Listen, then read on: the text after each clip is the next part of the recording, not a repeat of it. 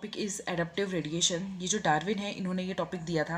अब ये adaptive radiation क्या है और कौन से आइलैंड पे इसे ऑब्जर्व किया गया था। तो जब डार्विन अपनी सी वॉयज यानी कि जब समुद्री यात्रा कर रहे थे तो उस दौरान वो एक आइलैंड पे पहुँचे जिसका नाम था गैलापागोस आइलैंड। तो उन्होंने वहाँ पर देखा कि वहाँ पर छोटी छोटी ब्लैक कलर की बर्ड्स थी और उनका जो स्टार्टिंग में हैबिटेट रहा वो कैसा था कि वो सब सीड ईटिंग थी। तो उनका जो ओरिजिन रहा, लेकिन उसी एरिया में जब थोड़े टाइम बाद उनका हैबिटेट जब चेंज हुआ या उन्होंने जब अलग अलग हैबिटेट में रहना स्टार्ट कर दिया और जिस हैबिटेट में उनको जो चीज़ खाने को मिली उन्होंने वही ईट करना स्टार्ट कर दिया। इसका मतलब ये हुआ कि उनकी जो बीक थी, पहले वो सीड ईटर हुआ करते थे, अगर मान लो किसी दूसरी जगह पे चले गए वो वहाँ पर उनको फ्लैश मिल गया तो उनकी जो ब्रीड है वो कैसी हो जाएगी, वो इंसेक्टिवोरस हो जाएगी। तो एडेप्टिव रेडिएशन एक ऐसा प्रोसेस है, the process of evolution starting with a single point, मतलब किसी भी एक जोग्राफिकल एरिया में एक सिंगल पॉइंट से स्टार्ट करते हैं एंड फिर रिलेटेड टू डिफरेंट एरियाज, मतलब एक ही आइलैंड पर उन्होंने जो बर्ड्स देखी वो सारे के सारे क्या थे, सीड ईटिंग ईटर्स हुआ करते थे। जब वो उसी आइलैंड के अलग अलग एरियाज़ में चले गए तो वहाँ पर जो चीज़ उनको अवेलेबल मिली उनके हैबिटेट के अंदर तो उन्होंने उसी को खाना चालू कर दिया। तो इस तरीके से उन्होंने क्या करा कि इवोल्यूशन करना स्टार्ट कर दिया। So this process of evolution is called adaptive radiation. So जो वो ब्लैक कलर की बर्ड्स उनका नाम है डार्विन फिंचेस। आपकी बुक के अंदर पेज नंबर 132 पर दे रखा है ये, ठीक है, छोटा सा पैराग्राफ है, ठीक है, उसको आप रीड करिएगा। वो एक बहुत अच्छा एग्जाम्पल है एडेप्टिव रेडिएशन का। इसके अलावा अगर हम बात करें तो जो ऑस्ट्रेलियन मार्सुपियंस है वो भी एक बहुत अच्छा एग्जाम्पल है एडेप्टिव रेडिएशन का। जो ऑस्ट्रेलियन मार्सुपियंस है वो भी उस ऑस्ट्रेलिया में रहकर ही अपने आप को इवॉल्व करते हैं।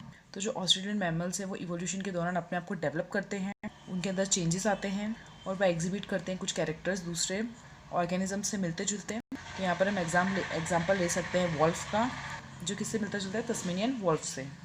और ऐसा कहा जाता है कि जो एडेप्टिव रेडिएशन है अगर हम किसी एक जोग्राफिकल एरिया में देखें तो जो ऑर्गेनिजम्स एक साथ एडेप्टिव रेडिएशन को शो करते हैं या जो कर रहे हैं तो सो इट में ऑल्सो कॉज कन्वर्जन इवोल्यूशन। देखो देखो जो ए है वो शो करता है कन्वर्जन इवोल्यूशन को और जो एच है वो शो करता है डाइवर्जन इवोल्यूशन को। डाइवर्ज करने का मतलब होता है फैल जाना, मतलब सब जगह फैल जाना। मतलब जो स्ट्रक्चर था वो तो सेम था लेकिन जो फंक्शंस थे वो सारे क्या हैं, डिफरेंट है।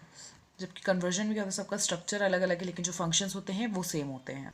सो ये हमने किसके बारे में बात की, एडेप्टिव रेडिएशन के बारे में बात करी है। आपको डायग्राम दे रखा है बुक में,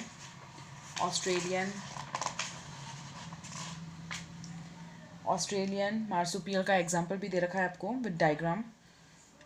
तो यहाँ पर क्या होता है, एनालॉगस कन्वर्जन होता है और होमोलोगस डाइवर्जन होता है। नाउ इसके बाद में एक बहुत इंपॉर्टेंट टॉपिक है इस चैप्टर का, आपकी बुक में दे रखा है आर्कियोपेट्रिक। ठीक है, ये एक ऐसा एग्जाम्पल है जो कि बर्ड्स और रेप्टाइल्स के बीच में कनेक्टिंग लिंक होता है।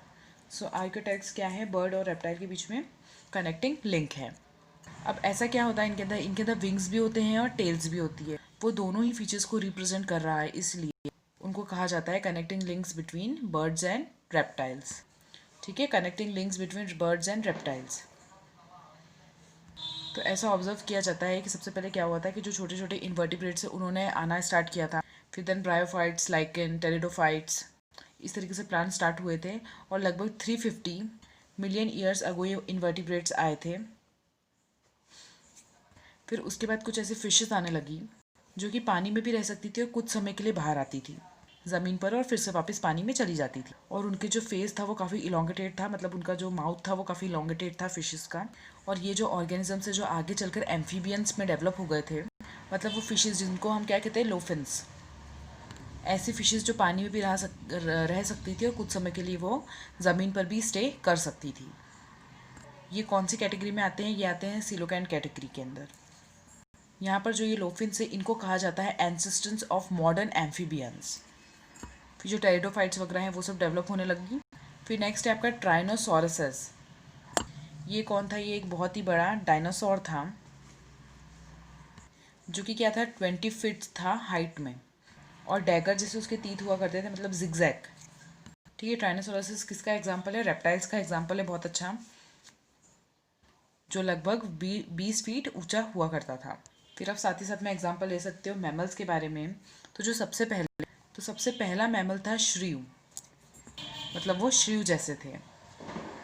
और एक और चीज़ आपकी बुक में गिवन है, जो ये मैमल्स से जब इनका डेवलपमेंट होना स्टार्ट हुआ था तो इनिशियली जो सारे के सारे कॉन्टिनेंट्स हैं वो एक ही हुआ करता था, लेकिन धीरे धीरे क्या हुआ, सडन चेंजेस आने लगे। फिर नॉर्थ अमेरिका साउथ अमेरिका में वो बढ़ गए थे, लेकिन फिर भी कुछ मैमल्स ऐसे हैं जो कम्प्लीटली वाटर में रहते हैं। तो आप इसमें वेल का एग्जाम्पल लिख सकते हो, जो कम्प्लीटली मैमल्स जो वाटर में रहते हैं उसका एग्जाम्पल है वेल।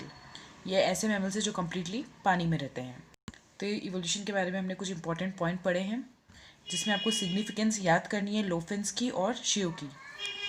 तो जो लोविन्स है उनका जो सिग्निफिकेंस है वो ये है कि वो एंसेस्टर्स हैं किसके, मॉडर्न एम्फीबियंस के। और श्रियू क्या है, this are the first mammals. और इनके जो फॉसिल्स थे वो काफ़ी छोटे थे। अब हम बात करेंगे किसके बारे में, ह्यूमन इवोल्यूशन के बारे में। ह्यूमन इवोल्यूशन, जो ह्यूमन इवोल्यूशन है उसमें बहुत सारे अलग अलग ऑर्गेनिजम्स हैं जो कि बाद में होमोसिपियंस यानी कि जो मॉडर्न मैन है उनमें डेवलप हुए थे। तो ये कब स्टार्ट हुआ था, ये माना जाता है 15 मिलियन ईयर्स अगो। तो सबसे पहले जो फॉसिल्स मिले थे वो किसके थे, वो थे ड्रायोफिथिकस और रेमोफिथिकस के। अगर इन ऑर्गेनिजम्स को स्टडी किया जाए तो पता चलता है जो ड्रायोफिथिकस है मोर एप लाइक यानी कि वो बंदरों जैसे ज़्यादा दिखा करते थे, और जो रेमोफिथिकस है वो मोर मैन लाइक मतलब वो ज़्यादा मतलब कैसे दिखते थे, वो ज़्यादातर वो मैन जैसे दिखते थे। और दोनों ही इंडिविजुअल्स की जो बॉडी उनके ऊपर एक्सेसिव हेयर हुआ करते थे और वो गोरिल्ला की तरह चला करते थे। तो क्वेश्चन ये पूछा जाता है 15 मिलियन ईयर्स अगो कौन सा मतलब इवोल्यूशन था। ठीक है, तो आपको क्या आंसर देना, उसमें कौन सा ऑर्गेनिज्म था, ड्रायोफिथिकस और रेमोफिथिकस। ठीक है, ये दो थे। फिर 3 से 4 मिलियन ईयर्स अगो एस्ट्रोलोफिथिकस आए।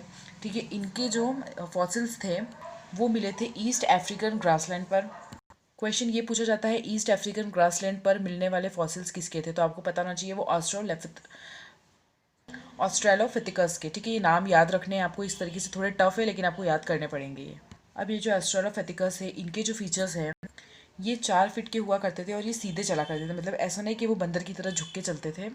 Started walked upright. और इनका जो थोड़ा सा ब्रेन है वो डेवलप होना स्टार्ट हो गया था और इन्होंने स्टोन को एज अ वेपन इस्तेमाल करना शुरू किया। और ये प्रोबेबली क्या खाया करते थे, फ्रूट्स।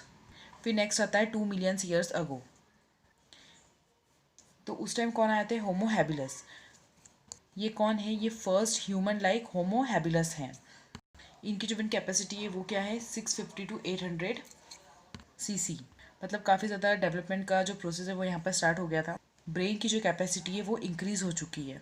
पर ये भी मीट नहीं खाया करते थे, इसका मतलब क्या है, ये कौन से थे, ये फ्रूट ईटर्स हो सकते हैं, वेजिटेरियन हुआ करते थे। इनके भी फॉसिल्स मिले थे। इनकी भी जो हाइट थी वो कुछ ज़्यादा नहीं थी, लगभग ये भी कितने फिट के, 4 फीट के ही हुआ करते थे और सीधे चला करते थे। फिर 1 से 5 मिलियन ईयर्स अगो कौन आ गए थे, होमो इरेक्टर्स आ चुके थे। नाम से ही पता चल रहा है कि इरेक्ट थी इनकी बॉडी, पर इनकी जो हाइट है वो थोड़ी बढ़ चुकी थी और इन्होंने मीट खाना शुरू कर दिया था।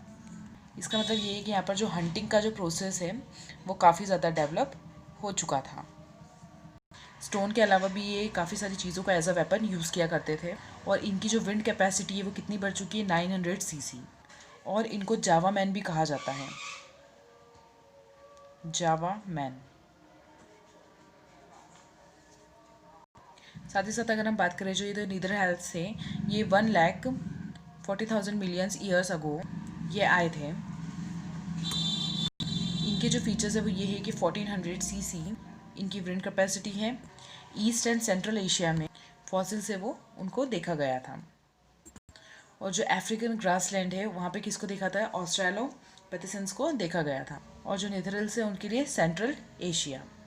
तो यहाँ पर इनकी ब्रेन की कैपेसिटी इतनी बढ़ चुकी है कि इन्होंने अपनी बॉडी को प्रोटेक्ट करने के लिए, हाइड करने के लिए मतलब चीज़ों को यूज़ कर, जैसे पत्ते वगैरह इन सब का यूज़ करना स्टार्ट कर दिया था। और साथ साथ में इनमें इतना दिमाग था कि अगर कोई किसी डेड ऑर्गेनिज्म है या कोई किसी के ऑर्गेनिज्म की डेथ हो गई है तो उनको हमें दफनाना है।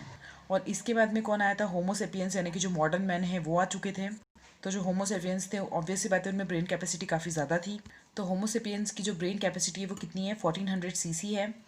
और इन्होंने एग्रीकल्चर का प्रोसेस शुरू कर दिया था। तो जो आर्ट वगैरह है, आर्ट्स को बनाना, वो भी सब इन्होंने स्टार्ट कर दिया। तो ये सारी मैंने आपको किसके बारे में बताया, अभी मॉडर्न मैन यानी कि होमोसेपियंस के बारे में बताया है। साथ में इन्होंने जितनी भी एग्रीकल्चर या जो भी नई टेक्नोलॉजीज़ हैं, इन सब चीज़ों को धीरे धीरे इवॉल्व करना स्टार्ट कर दिया।